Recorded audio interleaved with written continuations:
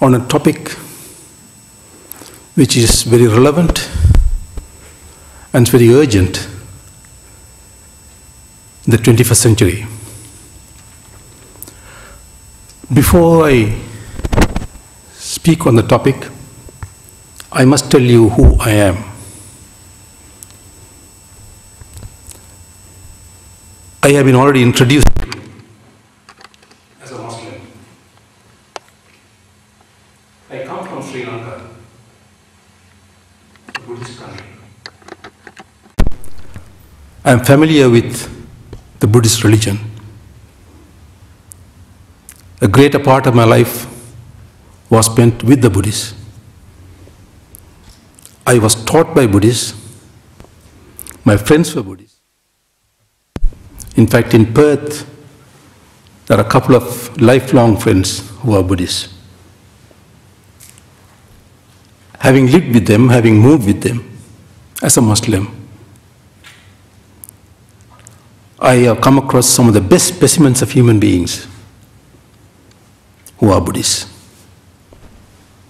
When I recited this Buddhang Saranang Kacchami, Dhammang Saranang Kacchami, Sanghang Saranang Kacchami, seek refuge to the enlightened, seek refuge in the right path, seek refuge in the Sangha. As a Muslim, I see lots of commonality between that and Islam. That is what I want to talk about. If we can understand the commonality between us and the values that we share in both faiths, I think life will be much more pleasant to live anywhere in this world. The essence of Islam is seeking refuge. You seek refuge in the enlightened. I know whether there is a God or not is irrelevant to you, but we seek refuge in the Creator. You seek refuge in the right path, the Dhamma. We seek refuge in the Sharia, the right path. 5 times a day and 14 times a day, the word, the sentence, guide us on the right path, is uttered by the Muslims. Every time they pray, they start the prayer with that. Guide us on the right path.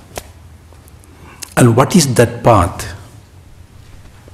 That's the path of righteousness, the path of mercy, the path of compassion, the path of tolerance, the path of justice. It's all encompassed in the Dhamma that you learn. You seek refuge in the Dhamma. The difference is that we don't have a Sangha. There's no organized priesthood in Islam. So the Dhamma has to be sought by individuals. And there's guidance in the holy book, the Quran. This month, in the Muslim calendar, is a very important month. I don't know how many of you are familiar.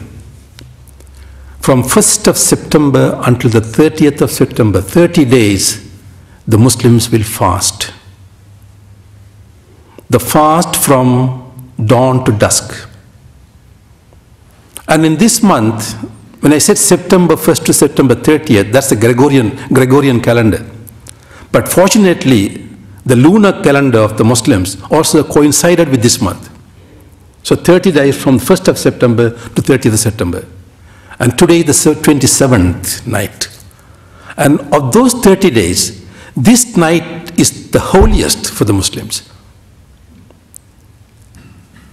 Just as the Buddha received the enlightenment, it was in this night the Muslims believed that their prophet received the first revelation from God. Historians reckon that it is the 27th night of the month of Ramadan. Ramadan is the month of fasting. But it could be any of those odd nights between the 20th and the 30th. It can be 21st or 23rd or 25th or 27th or 29th. But conventionally all over the world, they believe it should be the 27th. So this is the holiest day of the holy month in the Muslimic calendar. And it's a privilege for me to come and speak to an audience who are worshipping in this night. Between both of us, both of our faiths, there's lots of commonalities which are rarely been understood by the others. In fact, when I entered the precincts of this holy place, I had to remove the shoes. It's not something strange to us. We do the same thing. And we prostrate. I don't know what you do, but in Sri Lanka they do that.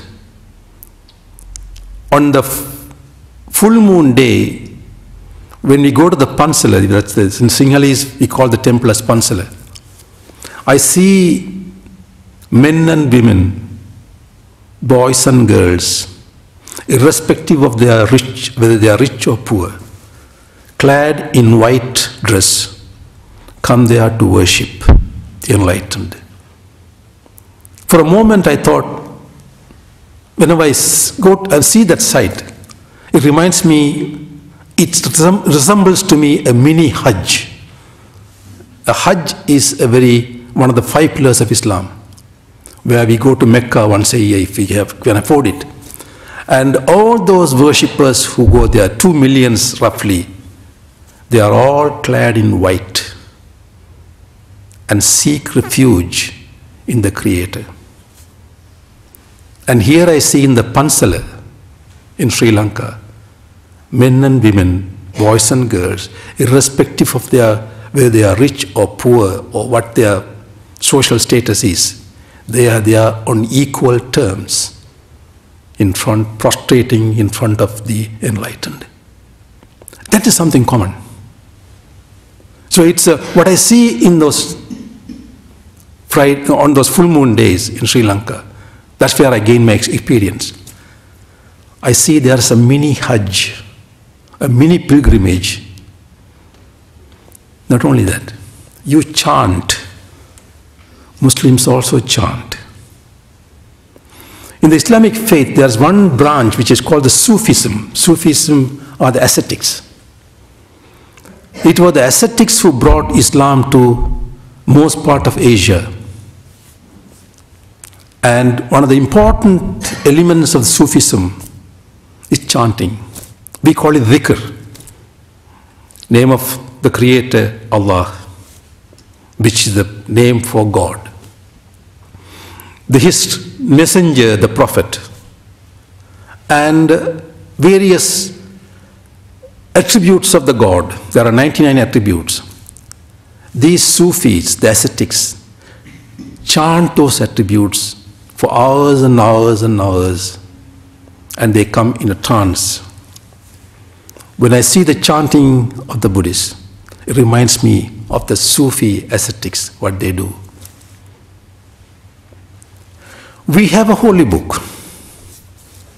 It says, one of the verses says in the Quran, I have sent messengers to every nation. I have mentioned the names of some, not all. In fact, the Quran mentions the name of 28 prophets. But the covering sentence is that I have sent messengers to every nation in the world. It is from that logic, from that verse, we derive the logic that the Buddha, the enlightened, must have been a messenger to one nation. This is the crucial difference between many others and us. If we don't believe in those messengers, whether it is Jesus or Moses or David or Noah or Buddha or these messengers, if we don't believe in them, we cannot remain as Muslims. Christians can remain as Christians without believing in Muhammad and every other religion. But as Muslim, I cannot remain a Muslim if I don't believe in the messengers sent by God to every nation. There is a phrase in the Quran which recurs all the time, refers to the people of the book. In fact, Reverend, what's your Reverend's name? I met him in Cambodia. I was talking about this with him. And he said, yes, you people talk about people of the book. Yes. Which book? How can we denounce the holy scriptures taken by various religions and then say that's not a book? Just as the Bible and the Torah and the Gita, the Tripitaka, the Pali Chronicles, the holy scriptures of the Buddhists, how can we dismiss them and then say these people are not people without book? They are people of the book. So if the same logic extends to every religion, and we are not entitled to condemn anybody, to say that, oh, these people are outside the pale of the worshippers. There is no right for any Muslim to condemn anyone, saying that he is an atheist or he is a non-worshipper, he is an infidel. This is, if anybody says that, is completely contrary to the preachings of my religion. Sri Lanka, I'll go back, all the time I go back to Sri Lanka because that is where I got my grounding on Buddhism. One of the most tolerant, compassionate people, if I ever come across my life, those are the Sri Lankan Buddhists. Believe me, if any group of people find difficult to live among them, I think they are not fit to live in the world. And that is the compassion, the tolerance that Buddhism preaches. And that's the compassion, tolerance, justice, kindness, values that my religion preaches. So what we find in interfaith dialogue is this. If we are going to emphasize on the rituals of these religions, the rituals in Christianity, rituals in Judaism, rituals in Buddhism, rituals in Hinduism, my feeling is rituals divide us. But if we look at the values of these religions, values unite us. So religion has to be looked at from the point of view, should be based on values, not on rituals. Rituals are important. I'm not saying that, I'm not dismissing them. They are important. Because for ordinary people, how many of us can understand the theology of these religions? How many of us can understand the intricacies of Dhamma? Or the concept of this enlightenment in Buddhism? The ordinary people can't. For the ordinary person, there are three types of, in every religion there are three grades. One is the one that is preached or said in the Holy Scriptures, which is there, subject to interpretation. A second grade is one that's been preached by the intermediaries, we call it imams, what they preach, what they say as what is there in the Scripture, their interpretation. And the third level is what the ordinary masses, what they practice. The ordinary masses are masses. In fact, it was one of the greatest Orientalists, Professor Cantwell Smith, when he analyzed Islam in that book, Islam in Modern History, he categorized these three categories and said there's a Quran Islam, there's a Imam Islam, there's a Awam Islam. These are Arabic terms. Quran is the one is in the Holy, the Scripture, Quran Islam. Then there is the Imam Islam, the preachers, the ministers, what they say, that what is there in the scripture, their own interpretations. A third is the Awam Islam, that's the masses. To the masses, religion is full of rituals. That's what they understand. And that's what keeps them together.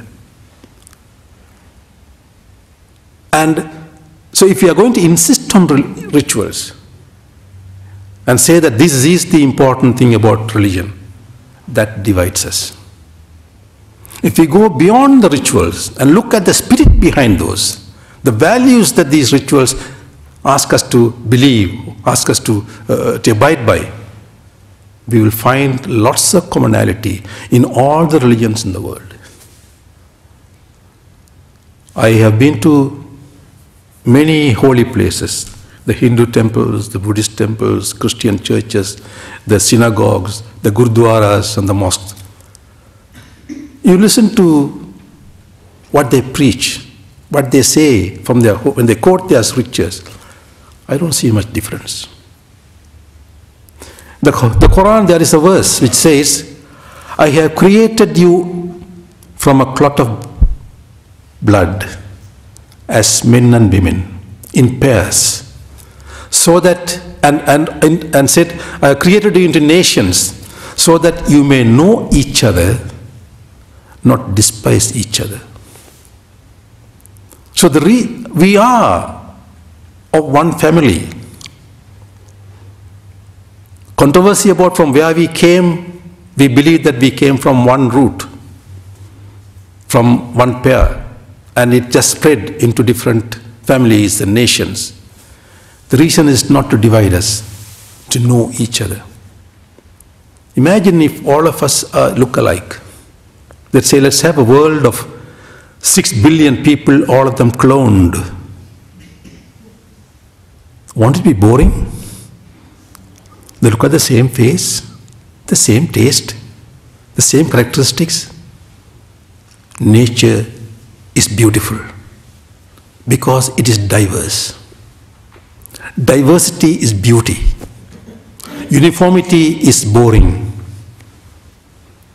In fact, Arnold Toynbee, the greatest historian of the 20th century, he wrote that uniformity is sign of degradation, a decline.